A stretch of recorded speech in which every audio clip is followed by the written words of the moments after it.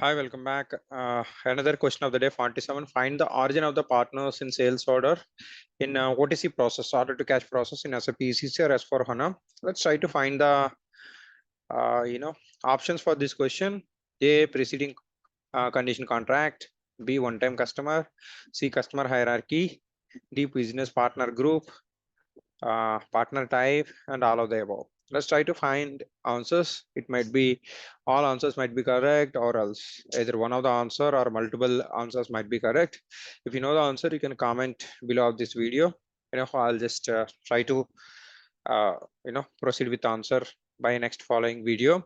And if you look at this is my YouTube channel. If you are not subscribed, please subscribe to get more inputs like this. This is my Udemy dedicated forum, currently holding around 5,891 students.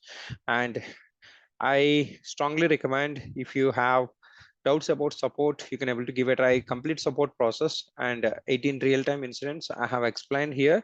And this is for sales and distribution course, and 112 hours, 422 lectures, and it will be updated continuously, whatever the knowledge I came to know in real time. And it's the perfect course for beginner to advanced actually.